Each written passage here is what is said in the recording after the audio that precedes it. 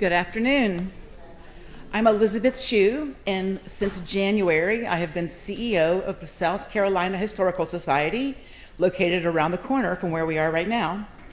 As a Yale graduate and someone who spent most of the last 25 years teaching the public about slavery and the founding era at presidential plantation sites, this is a topic very near to my heart.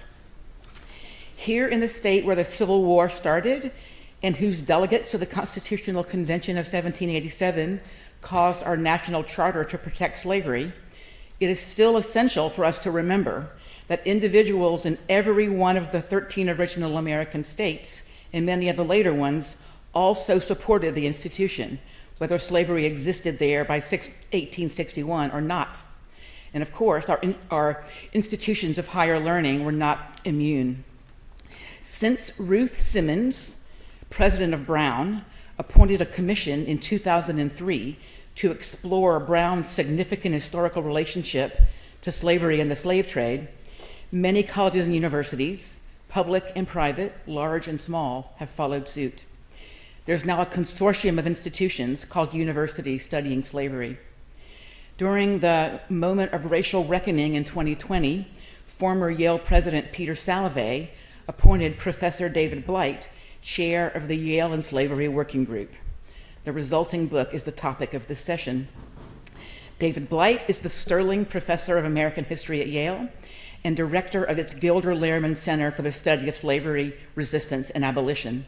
Professor Blight is a leading scholar of slavery and the Civil War era and has written many important books on related topics, most notably the 2019 Pulitzer Prize-winning biography, Frederick Douglass, Prophet of Freedom, and 2001's Race and Reunion, The Civil War in American Memory, winner of 8 major book awards, including the Bancroft Prize.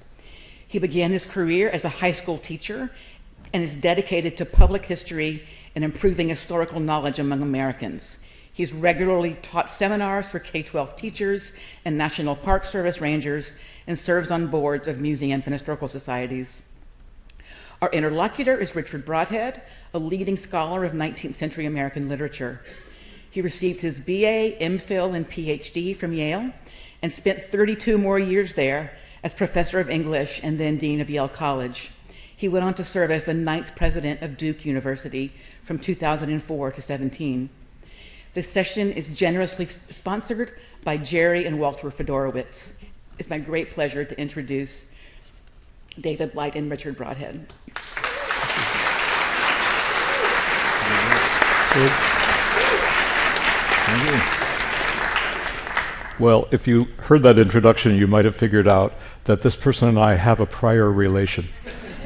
During the years that I was dean, I oversaw the appointments to the faculty, and the history department had been looking and looking, and finally there was a person who just won every prize in the land for a book called Race and Reunion. And so they hired him. And in my last year at Yale, you came, and I got to meet you, and then as soon as I realized how much I would enjoy being your colleague, I went away. So that's okay. So our relation isn't as whatever. It's close, but it's not as close as it might have been. But we do have something in common, which is I came to this festival last year. I interviewed Adam Gopnik. That was huge fun. I loved the festival. It has just a kind of people take things seriously in the right way, but not in the wrong way. So I thought that was wonderful. I went home. I saw David Blight, and I told him how much I'd enjoyed it. And he said, "Oh, I've been there in previous years." And so now it happens that you and I have come together. And since I don't see you every day in New Haven, it's a great pleasure to see you in Charleston. Anywhere you want to go. Anywhere you want to go. Okay. Well, off we go. Now, okay. I got to tell you, I've never been in the business of managing this person before, but I want to make sure he answers my questions and not the questions I didn't ask. So let's just take this bit by bit. You ready? We're already working with that. No. Everyone knows you have to start from the cosmic and move to the particular. Yeah. Here's what I want to ask you. You are a bright young person. You could have become a mechanical engineer. You could have become a this or that. How did it happen that you found yourself migrating, or what was the magnetic power that made history be the thing you would do? I could not become a mechanical engineer. So you became a historian? All these other things I might have done were never really options, to be honest. I don't remember precisely when, But I started reading Bruce Catton. Some of you of a certain age may remember reading Bruce Catton. He was the most popular, productive, narrative historian of the Civil War era. Somewhere in my early to mid-teens, somebody put a Bruce Catton book in my hands, and I couldn't stay away.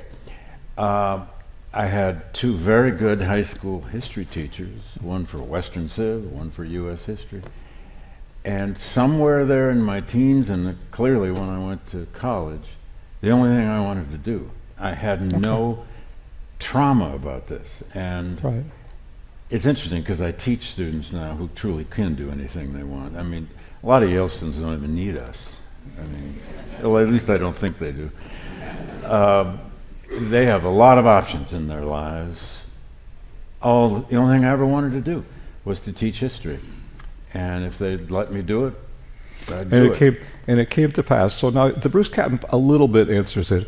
Having learned how you came to history, I'm interested in how you came to David Blight history. And let me tell you what I mean by that. Of all the histories there are in the world, the history that interests you is the history of race and the conflicts associated with it before and after emancipation. Yeah. And then when I first knew you, you'd published a book called Race and Reunion that was about how the North and the South befriended each other again after Reconstruction, and did it at the cost of forgetting what the war had been about. Right. So so you're a historian of race, but you're also a historian of memory, and also, if you'll remember, a history of memory and forgetting, because of course a remembering replaces something else that might have been remembered. So how did you become that historian?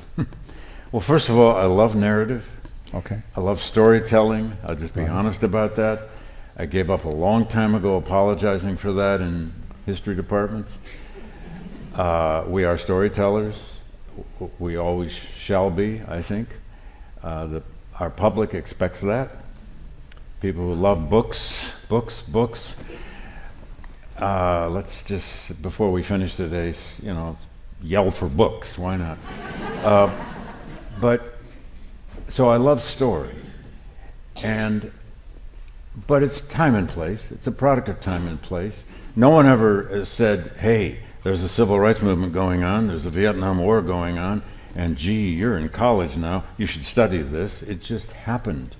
The things I was most interested in were slavery, the Civil War, the Reconstruction era. Right. I can still vaguely remember, I can't remember the year, and after Shauna's Raghunath's discussion yesterday, we should all be very careful whenever we say, I remember vividly. No, you don't. But I do remember. Vividly. Well, sort of vividly. Reading C. Van Woodward's Strange Career of Jim Crow, and he called the Civil Rights era the Second Reconstruction. Right. And I can still remember, I think,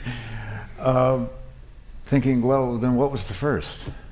I didn't know anything about Reconstruction and didn't learn anything about it in high school. But I had a great high school history teacher who taught us everything about cause and effect, cause and effect, cause and effect. Everything in American history, we had to do these diagrams of cause and effect. Now I know what she was doing. So, time and place. I was in college, 67, 71. I was a high school teacher throughout the 1970s. We were reaping so much. And we can get very sentimental and righteous about, we were reaping all the great triumphs of the 60s. No, we were reaping the confusions and chaos of the 60s and teaching something called Black history for the first time.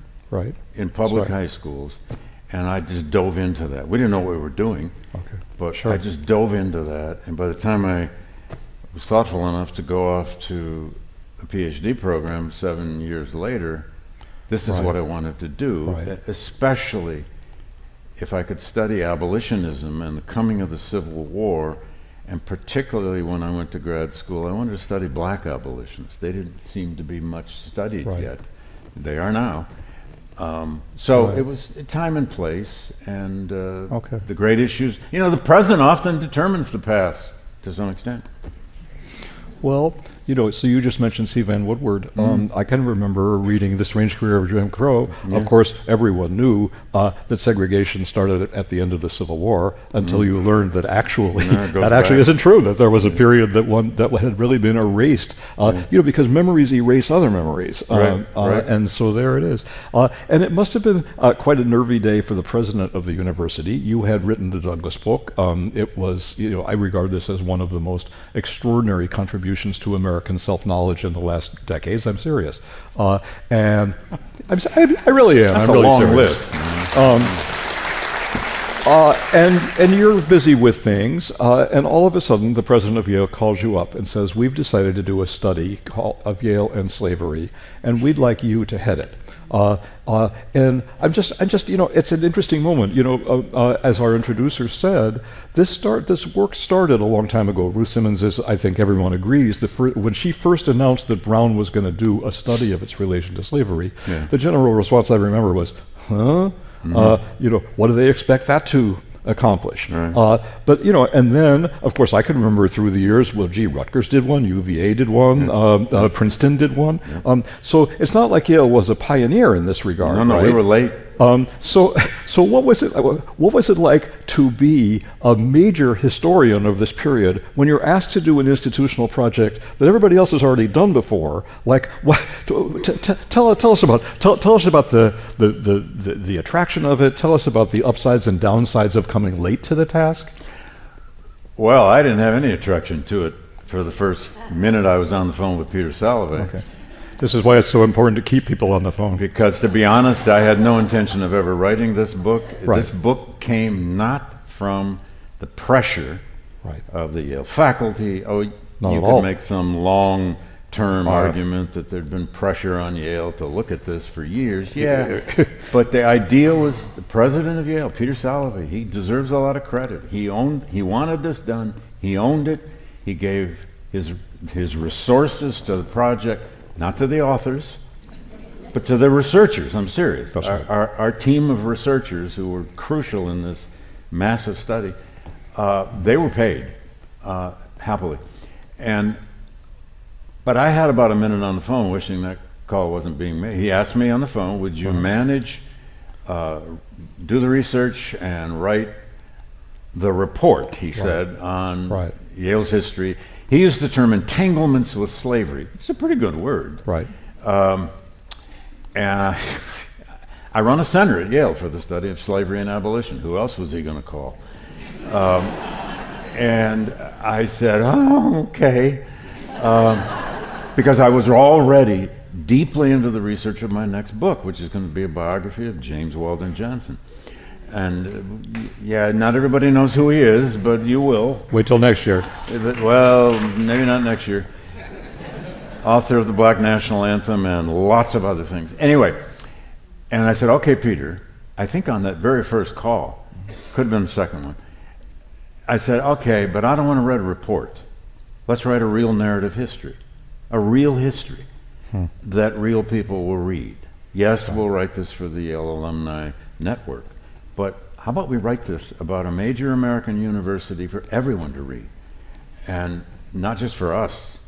And he thought, oh, that's a great idea. You're going to write it, and you're the one to do. And you're the one to do it. And you did it. But then we put together a working group, about a dozen faculty, librarians who were crucial, three of them, hugely important, community people, and community people from the Yale, especially the Yale, the New Haven Black community, to organize the research project, and to particularly organize, because it was the depth of COVID, a whole series of webinars we did to begin to prepare the public for what we were finding. How long did this work take, the research work? The research took, well, it's never completely ended, but it took almost 3 years, and with a team that eventually was about 4 people, digging constantly into the library. And by the way, probably, I don't know for sure, 75 to 80% of everything we use in this book, source material, comes right from deep in Yale's magnificent libraries. And the amount of it that was known to people who know this subject really well, which people would have thought might have included me, Well, The amount of it that's new is astonishing. well, and one thing I have to say is I was a little intimidated when Dick told me he was going to be my discussant today, because he's living memory of Yale, and I'm always a little nervous talking to such folks who are Well, deeply steeped let me in go on Yale. to my next question. Let's not get into Because that. Let's not get into that stuff. I didn't go to Yale. My friend. I just worked Well, there. Well, I we're going to leave I that just one. worked there. Here I comes the don't- next question. I don't even own a Yale tie. Tune in. Neither do I. That's one of the ties between us. Okay, so let me just ask you. So Yale was founded in 1701. Mm-hmm. There were, I think, 30,000 people in the entire state of Connecticut when a college was founded that originally had about 9 students. The number dropped to a lower number. Right. This place did not get off to a great start. They revived about 18 years later. And it was to train ministers, and they taught Latin and Greek and so on. So all right, so we're talking about Puritan America. Yeah. What could any of this possibly have to do with slavery? Let's stay in the 18th century for a little while, okay? Okay. We'll approach the present, but we'll start there. Well, Yale was founded as what was called the new collegiate school, and it was founded by 10 ministers, all trained in Calvinism. They were Puritan ministers. They were trying to overcome the creeping secularism of Right. Harvard. Exactly. Right. Harvard was beginning to lose its hold, That's right. and you know, Somebody somewhere had to get a grip. yeah, they were even considering Arminianism and all that stuff. So these 10 ministers gathered up the coastline on the Long Island Sound, and 7 of those 10 were slaveholders. We document that in the book, possibly an 8th, but we're not sure yet. They own 1 or 2. Turns out that was very common for 18th, 17th, and 18th century New England clergy. By the 3rd, 4th, 5th decade of the 18th century, Yale will be training about 50% of all ministers all over New England. That's right. And and as Yale finally begins to grow a bit, when it finally moved over to New Haven, consolidated the 3 or 4 places that they'd opened a little schoolroom somewhere to train ministers, exclusively at first, and they finally started finding some donors. Pretty soon, the city of New Haven, the colony of Connecticut, and Yale itself became deeply tied to the West Indies. Okay. The Sugar Islands of the Caribbean, especially the Anglo Islands, Barbados and Jamaica, but others. And Tied exactly how? I mean, tied I know the through- answer, but you tell okay, us. Well, tied through trade Okay. and commerce. And that comes pretty early, 1730s, 40s, 50s, so, well before the American Revolution. And I knew none of this history. I'm not really an 18th century historian, although I had to kind of become one for 3 years. There are now studies done. There's one great dissertation, it's not even published yet, that shows us that about 50% of all ships that cleared New Haven Harbor, Right. which wasn't the biggest New England harbor, it wasn't as big as Newport or Boston, but it's pretty big. About 50% of all ships clearing and coming back were going directly to the Sugar Islands of the West Indies and carrying all of the foodstuffs, the crops, the livestock needed in the Sugar Island production Right. of rum. Right. And the rum industry just boomed all over the Atlantic Rim, and rum distilleries became hugely profitable businesses. So pretty soon Yale is finding donors who are involved in the West Indian trade. That's where the money was. And some of whom owned slave ships, like the Livingston family in New York. So I think, okay, I grew up in the North. Everyone who grew up in the North understands in the South they had slaves, in the North they didn't. So one of the simple things you learn from this book is that's true, except that it isn't, except that it's actually the reverse of true. Yeah. I learned from your book that 25% of the wills probated in New Haven as late as 1776 included a slave as part of the as part of the estate. So the point is, slavery was not extraordinary or controversial. It was extraordinarily everyday. It was very commonplace. One of the remarkable things about this study, not just for me, but I think in conveying it to our various publics, Right. is to help people understand that the 18th century was a foreign place. Now, we don't always like to hear that. We like to think, okay, they did something really bad and awful back there in time. Zoom to the present, figure it out, and solve it. No. It turns out in the 18th century, slavery had very few critics. That's right. Until the age of the American Revolution. It had one, Samuel Sewall, in 1700, who wrote this pamphlet, short but amazing pamphlet. He was a he was a Massachusetts judge with also some theology training. It was called The Selling of Joseph, and it's a pretty serious critique of slavery.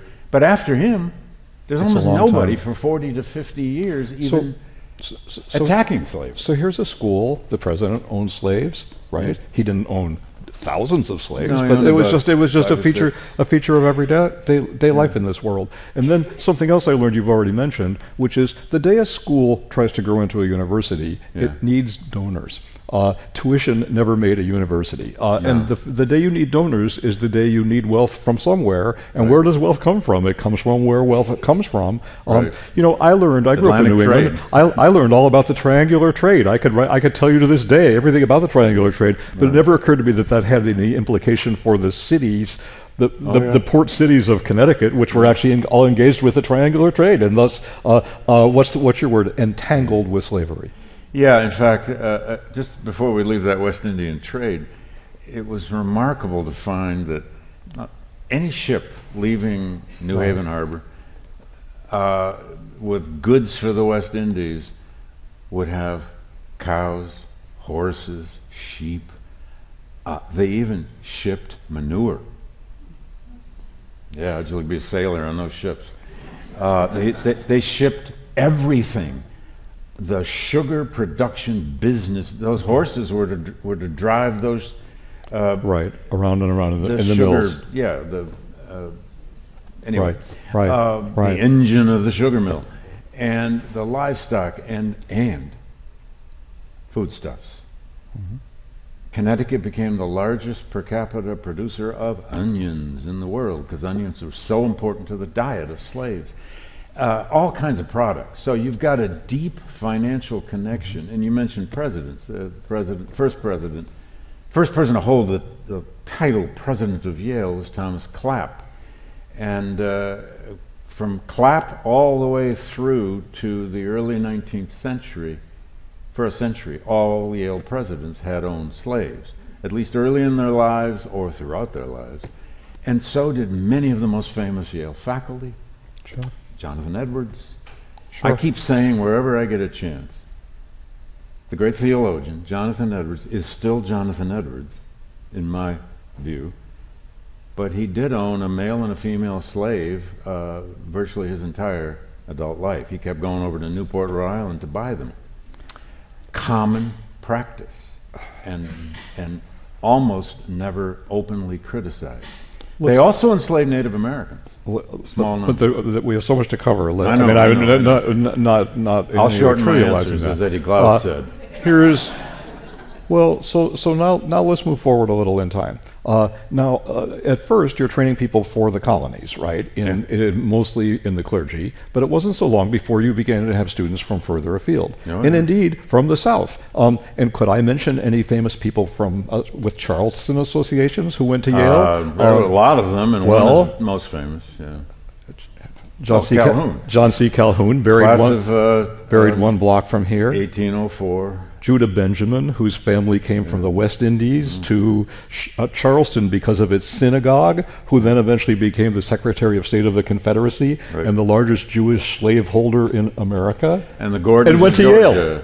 And Yale started to recruit in the South, especially in the early 19th century, in the wake of the Revolution, but especially early 19th century. Right. And it became a very important, commonplace part of Yale life.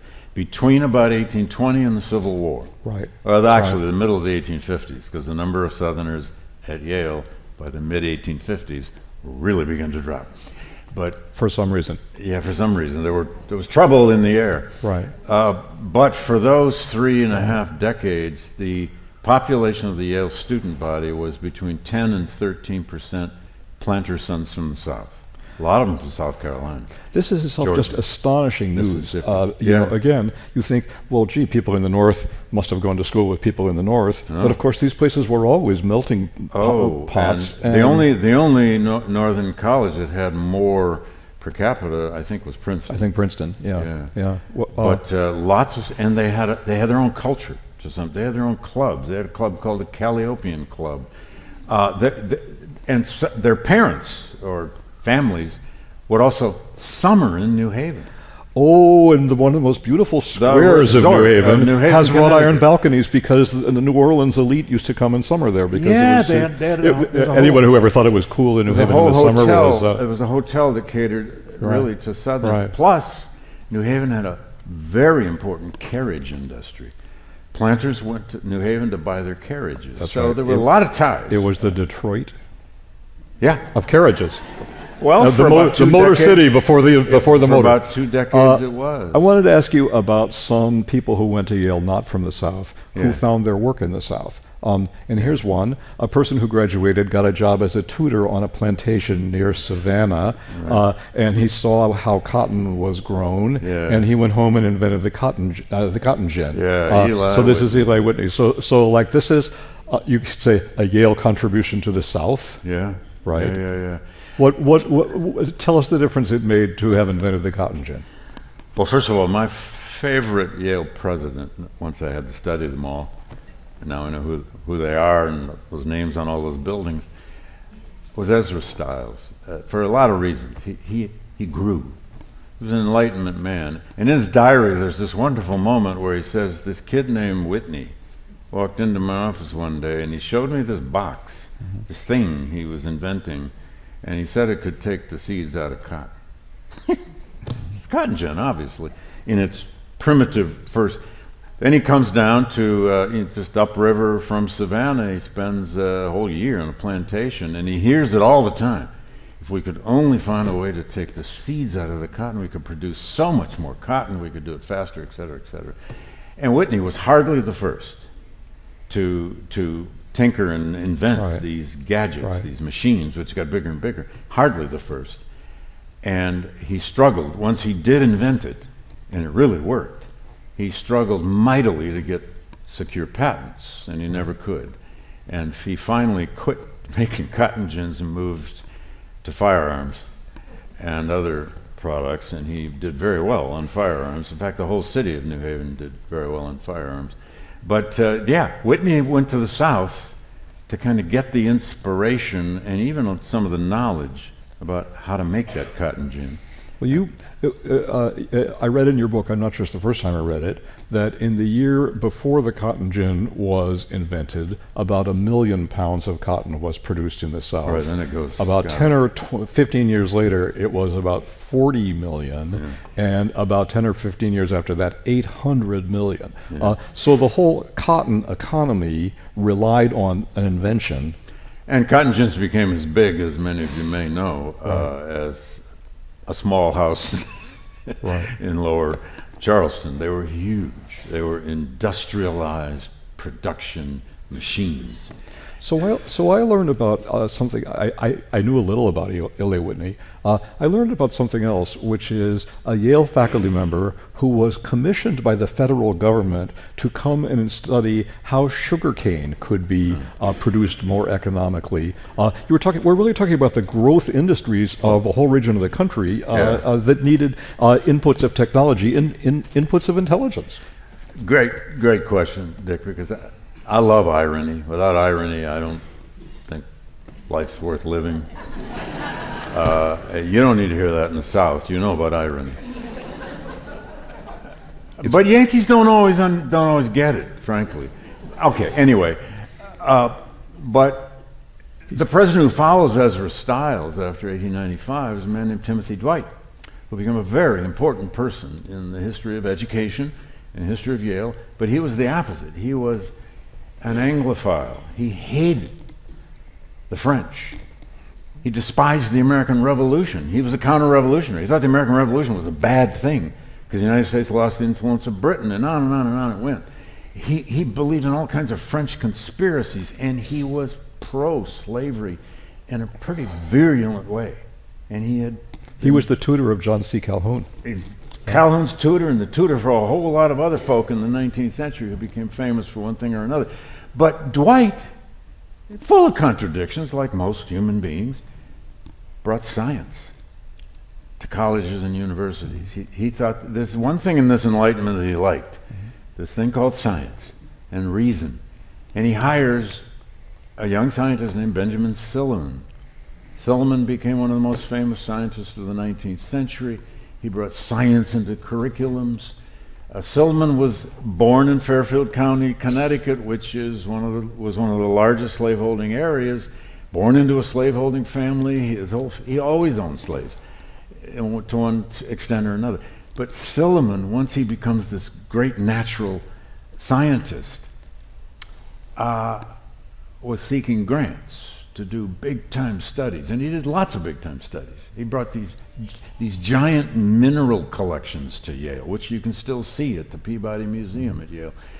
But he needed a grant to go study the production of sugar in Louisiana. Sugar, by the 1820s and 30s, was becoming the big new thing. And could the United States finally rival Cuba in sugar production? Could it even rival cotton? Well, Silliman had a team of researchers. He managed to get a grant from President Andrew Jackson because Jackson had a foster son going to Yale who got thrown out. Whatever reasons, I don't know what the reasons were. If you're seeking a grant, listen carefully to this part of the story.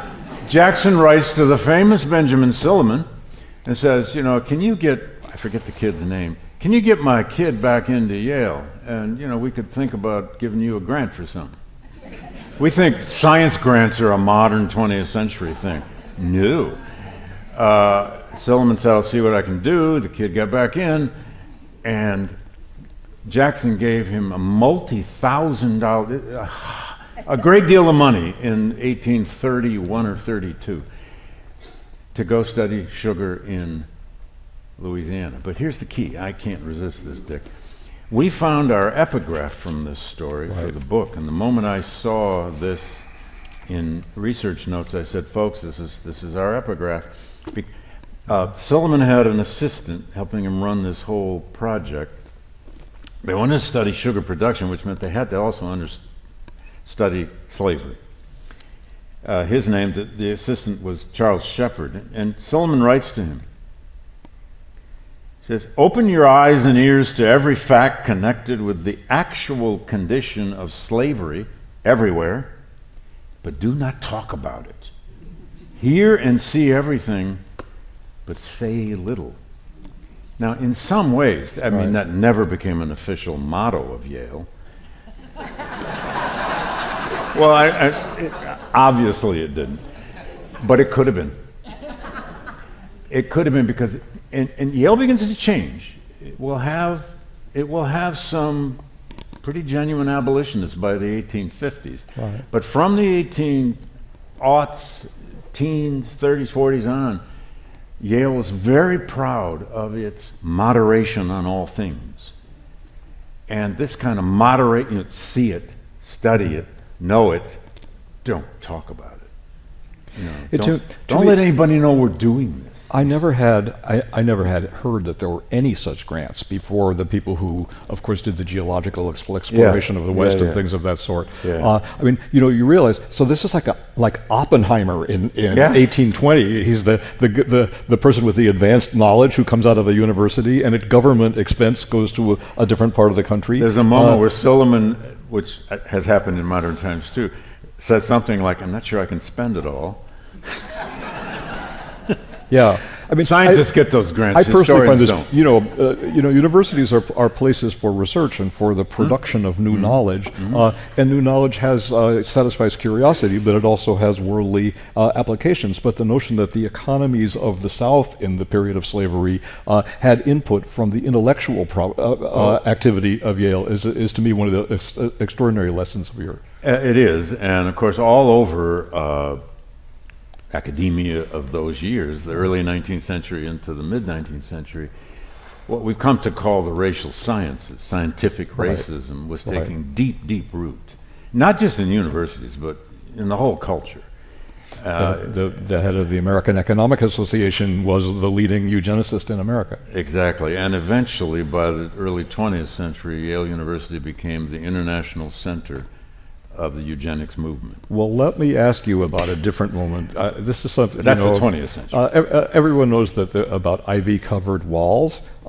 In your book, I learned that at a certain point during the period that is sometimes called reconciliation or reunion, the period, there was a time when Northerners and Southerners got tired of being enemies, and so they made friends again. And actually, ivy from the tomb of Robert E. Lee was planted at Yale at graduation to grow on the walls of Yale. Yeah, there was an effort in the 1880s to mingle the ivies, they said, mix the ivies from. This is Diversity 1880. Yeah, actually, I think they saw it that way of a kind.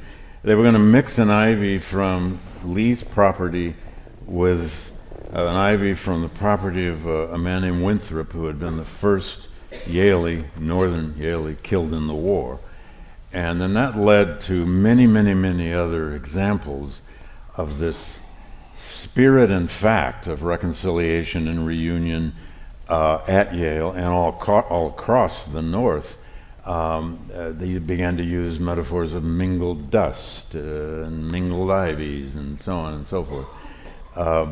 But the Civil War really did transform Yale, no question.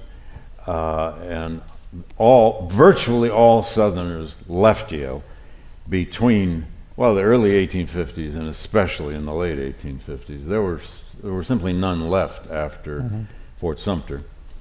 But Yale never closed. Yale stayed open, kept the curriculum moving, and a lot of Yaleys did serve on both sides, although a lot of Yaleys got out by paying their way out in the infamous Civil War draft. As one could do in those days. I want to, there's so much to ask you about the later chapters of history, and especially your amazing study of the War Memorial, which I'm not going to ask you about, because here's what I want to ask you instead. I want to move back out a little bit. All right. Your project is of this time. Yeah. We understand this.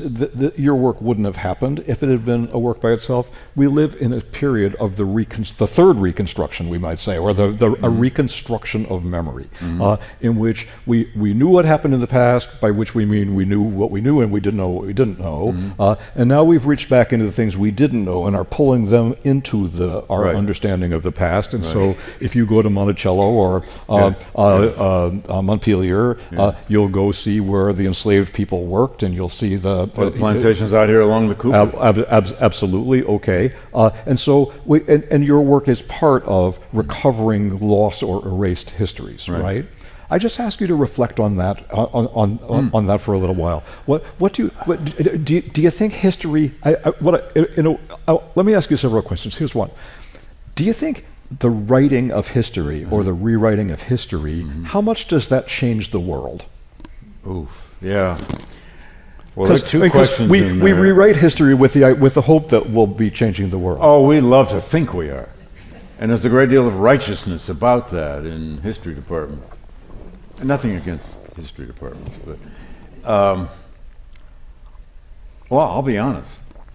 My first thought the morning after Mr. Trump was elected in 2016 was, oh my God, have we failed? I had been teaching teacher institutes for 20-some years. Right. I'd been teaching at different kinds of levels all my life. Right. I had seen these revolutions in scholarship about slavery the Civil War, Reconstruction, and a dozen other fields Right. truly revolutionized in terms of their interpretations, and yet a huge swath of this country doesn't know anything about the histories we've been teaching. So it felt like a colossal failure.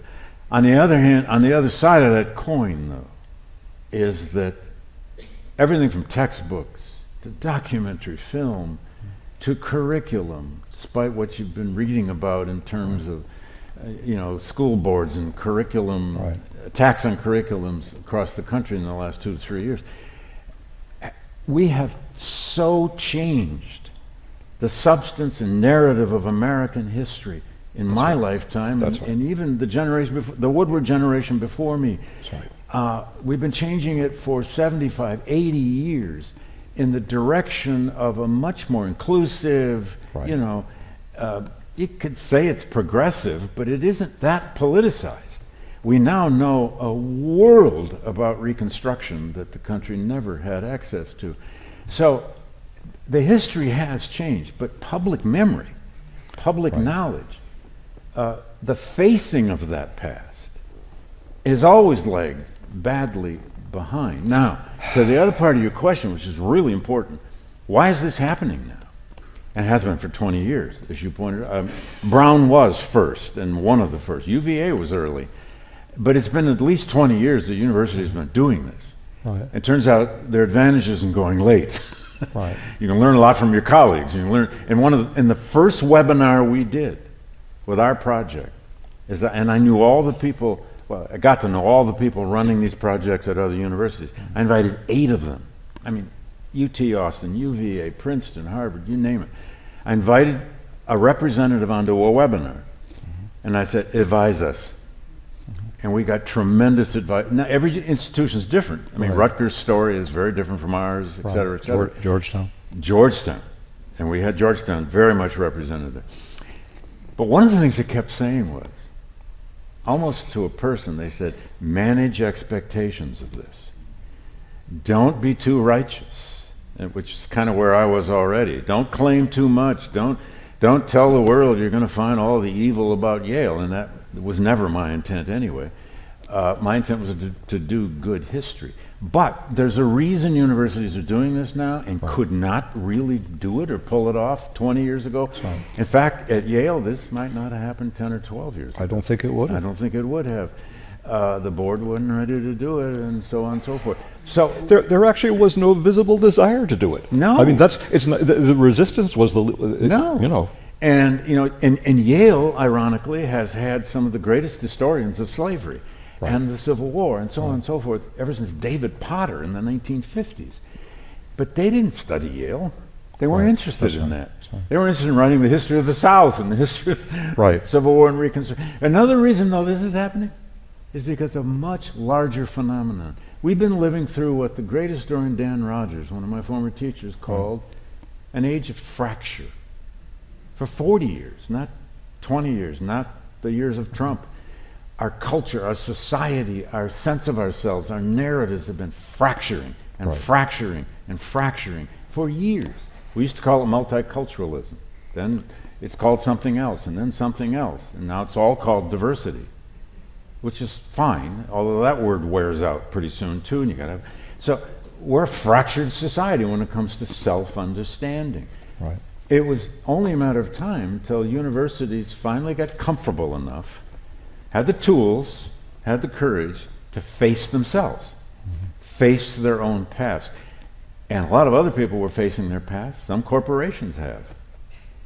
Maybe nations need to face their past more fully than we have, although that has been happening in America for a long time. That's right. So this is all part of that story. I want to read a quote I read in your book. I never had seen it before.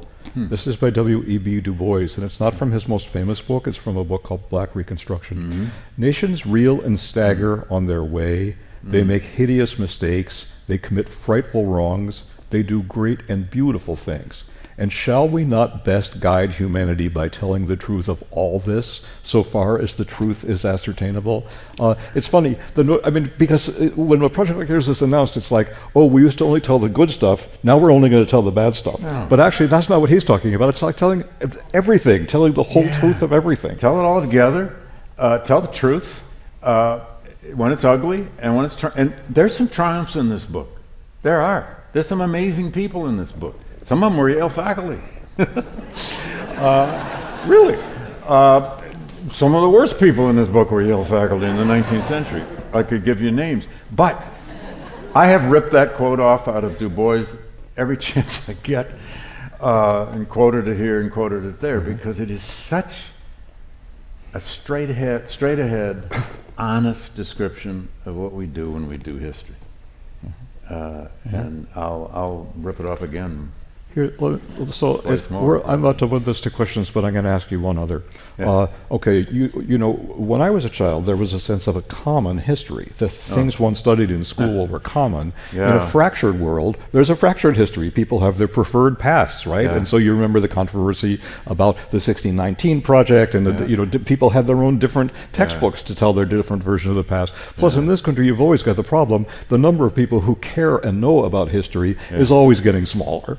And do we think that the last 10 years have been, since the invention of the iPhone, have been great for deepening our love of history? So there's a war between the knowledge of history and the ignorance of history, and then all the different flavors. But the history you've written about is such a touchy one, such a painful one. That's the word I want. And I'm thinking yesterday of in the Michelle Norris session, she was asked a question about, so she'd done this postcard about what does race mean to you. She was asked a question about rage and guilt associated with the subject of race. Now the thing is, that rage and guilt turn into each other. In this is part of the problem, right? You feel guilty, and all of a sudden, you can't stand that anymore. So this led me to my last quote, which isn't from Du Bois, it's from T.S. Eliot. After such knowledge, what forgiveness? Now that the things are known that are being unearthed, what do you imagine would be the process by which people would get past the rage and guilt of it? Well, I'm of the mind that there are no silver bullets on this. There are no perfect ways to repair. Reparations is a very important word. And the second webinar we did in this project was a webinar on reparations, advocated by some alumni. Right. I put it together. I made sure, though, that it was a kind of an international comparison of reparation regimes, because there have been all kinds of efforts at repair across the world in the past century. And it was very important, and it was well received. That one had us nervous. Even the General Counsel's office wanted to know what we were doing with that one. But, I have strong views about this question of all the fragmented histories or fractured histories. I think nations still have histories. Right. If you don't write it, somebody else is. That's right. If we are a democracy, after this week, we have something called the United States. Now, it is so multiple now, which is our beauty and our trouble. We are so pluralistic. This is the most pluralistic experiment the world's ever attempted. No wonder we have fragmentation. No wonder we have trouble and problems. But there still are central narratives of the past. And if we professionals don't write them, all kinds of groups are writing them. And the groups may never meet. Now, as to how you respond to it, Yale has a whole series of responses going on as we speak. I don't need to go into all of them, but many have been announced. Some of them are involving a lot of money, but they're all projects in the community of New Haven, in the nation, like sending New Haven kids to HBCUs, etc., and for the greater good of knowledge. But none of them are just, here's $1 billion, send your application in. Right. I have never supported something, but we had alumni who wanted that. So there are careful intelligent ways to respond and imagine repair from this by a university over time. It does begin with an apology, and Peter Salovey has now done it twice, very formally. Well, let me, if the answer to that question were known, we would all be. We'd all be doing We it. wouldn't be here discussing it. Let's Let's get some questions from the floor, and I think we have learned that since this is being filmed, we have to wait till the mic arrives at you. Hands up, hands up. There's one back there. In the back row. It's very hard from up here to tell which body is attached to which hand. There's a person way in the back with glasses. All right, you go ahead, whatever. I welcome your question. I didn't mean that. Okay. What are your thoughts on the tearing down of statues, the removal, the changing of names of some of our places that we go into? Can you give us your thoughts on that? Yeah, well, in my field, I don't think you'll find a historian who believed we would actually witness taking down all the monuments on, say, Monument Avenue in Richmond. Right. Or the Calhoun you had here in Francis Marion Park. I mean, that was going to be there forever, wasn't it? Now, at first, I took positions, and there were conference after conference held, usually but at museums, about monument removal. And I came up with my own sort of, I don't know what it was, 5-part procedure about how you go about examining a monument for potential removal or a name. I changed a bit over time on that one about Confederate monuments. I generally at first was against taking down almost anything. They're artifacts of history. I worry about that. And you don't want to willy-nilly just start taking down everything. However, in certain cities, in certain towns, in certain places, these monuments were generations of conflict and generations of turmoil about people who believed in them and people who hated them. And sometimes, as Mitch Landrieu did in New Orleans, I found myself convinced that it takes leadership at the top to say, this is who we are, and that is no longer who we are. Okay. I was on the renaming committee for the Calhoun College issue at Yale, and I'll spare you that story. I don't know if any renaming will come out of this project. I know that I don't want to be on that committee. But monuments are a tricky business because some of them, not that many, but some of them are beautiful works of art. What do you do about that? And of course your work was about the erasure of one kind of history, and so one doesn't really like to get in the business of erasing. Erasure is risky no matter how you do it, but it is going to happen. It's always happened in history. That's right.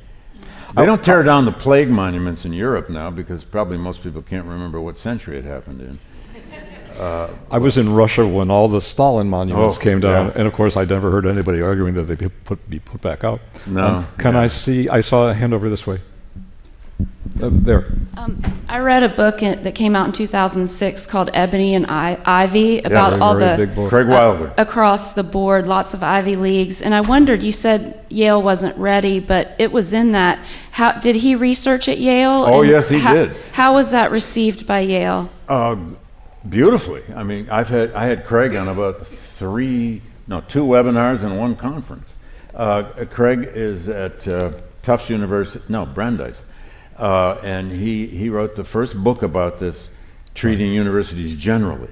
It's a terrific book, and a lot of it is about Yale, not by any means exclusively, but he opened the can of worms. He opened the door to universities looking at their own archives, looking at their own past. That's right. And that book is a sort of a little Bible now for anybody who wants to begin.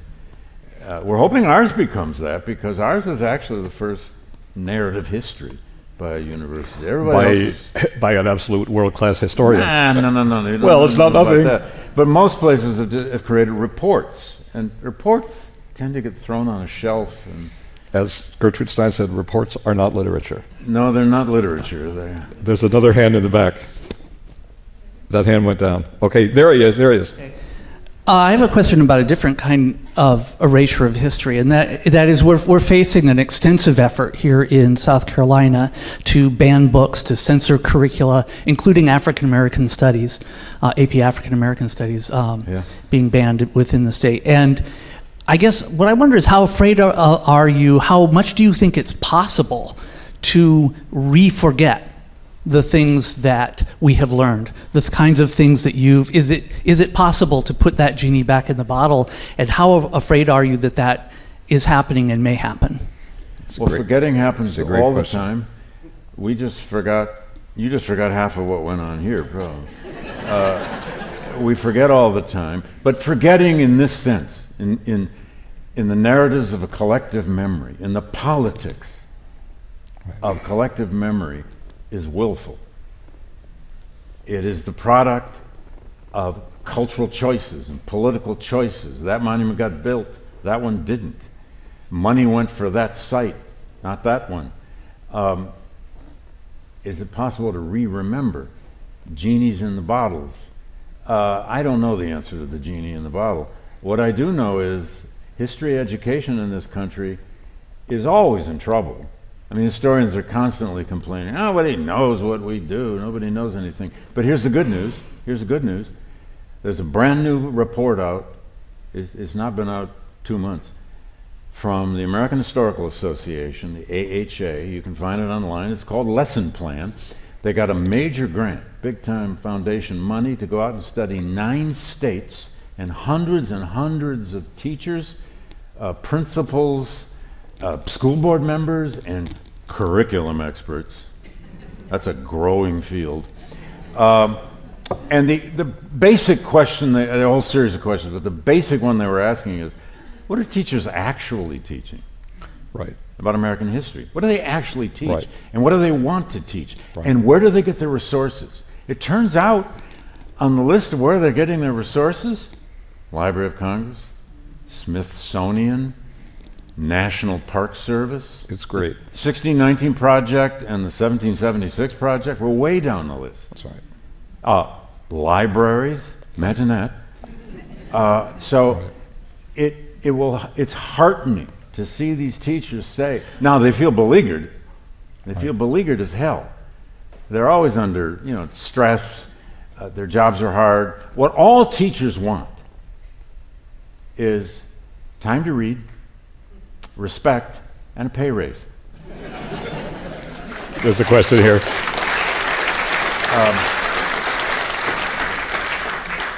And I don't know, putting genies back in the bottle. There's an assault now on what I guess the right wing would call correct history or something.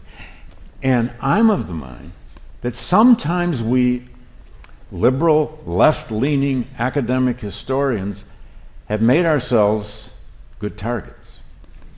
If we don't write so that people can read it, we're asking for trouble.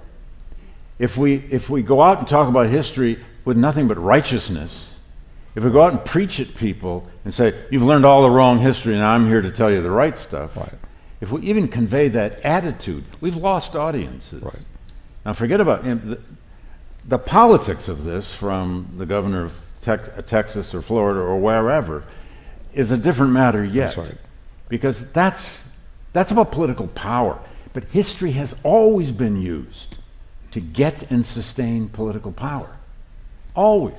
It always has. And that's why we, teachers, historians, people who care about the past, people in public history sites, have to constantly be vigilant to fight back. But you just made such an important point, to fight back in the tone that acts as if you're speaking to people as people capable of learning and desiring of learning. One last question, and it's right here. Yes, sir. I just stand in complete awe of your research and your team, because I'm an accidental historian. Hey, And so what I'm we curious... probably all are. Mine's a real accident. So what I'm really curious about is, you spoke about the power of storytelling in your book, and we can't wait to read it. And so I'm just curious, have you, or in your book, have you actually reached out to descendants of people who were on the founders of Yale, and are they a part of telling this truth for Yale and its history of slavery? Thank you. The third or fourth webinar we did in the depths of COVID about this project was with African American descendants of Yale graduates. I had a community person in New Haven who made it his business to know kind of the genealogy of everybody who was black in New Haven. Amazing. Charles Warner. And we put together a panel, I think 6 people, and all of them had a great uncle, a grandfather, a great grandfather graduate from Yale, from somewhere in the 1880s or 90s up to the 1920s. They were amazing. And it was all about, so what did this mean in your family? And the pride, but also the pain in some cases of the lives those people lived was just palpable. It was beautiful. We have not done, and this is interesting, probably should have, we have not done such a panel, webinar, and so forth on, we haven't reached out to try to find, say, descendants of Timothy Dwight, Samuel Morse, Calhoun, and I could name a whole bunch of other folk. Leonard Bacon, a famous minister in New Haven, who ran the American Colonization Society. That would be an interesting panel to do too. I mean, it's possible that their ancestors are no longer that big of a problem in their family, or maybe Probably they don't even know about the family history. They may not know the family history. We might be teaching Right. something. But we didn't do that side of the story. We did do this with black descendants, and that was so. In fact, we thought trying to do yet another one, but we ran out of time. And by the way, we were on a deadline to write this, and I got it in on the date of late August of '23. And 2 days later, Peter Salovey announced he was leaving the Yale presidency the next spring, and that's when I realized, oh, that's the reason for these deadlines. I understood. But I have to, my team on this was so important. The librarians at the Beinecke Library, Hope McGrath, Mike Moran, Peter Salovey's team, everybody supported this. You know, I would just say, never was told no about anything we did. you know, it used to be said in an advertising campaign, you don't have to be Jewish to like Levy's rye bread.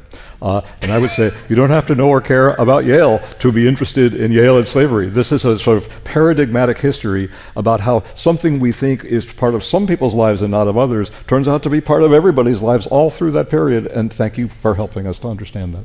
Thank you, Dick. Thank you.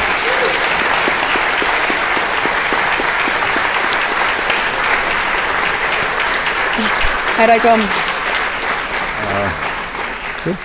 There may be a second volume, but I'm not writing it. Ladies and gentlemen, on behalf of Charleston Literary Festival as Executive Director, I would like to thank Professor David Blight and Professor Richard Brodhead for this wonderful conversation. Thank you for this work that sheds light on the brutal history of enslavement and its ties to Yale. This is a crucial conversation and it's key to American self-knowledge. I'd like to evoke Professor Eddie Glaude in his session this morning when he said that we must be honest with ourselves in order to find better ways to move together in the world, in order to mend fractures. And so, Professor Blight, we follow your example, hear and see everything, and tell it all. Thank you.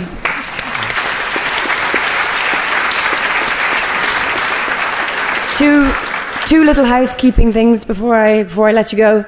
Number one, I'd like to thank again the sponsors of this session, Jerry Fedorovich and our board chair, Walter Fedorovich. Thank you very much. And also, Professor Blight will be signing books at the end of the session. So if you make your way out the double doors into the box office, you can buy copies of the books for your friends, for everyone you know, for all the Yaleys in your life, and have them signed. So thank you again, Professor Blight and Richard Brodhead. Thank you so much. Give it up for Sarah and Amanda.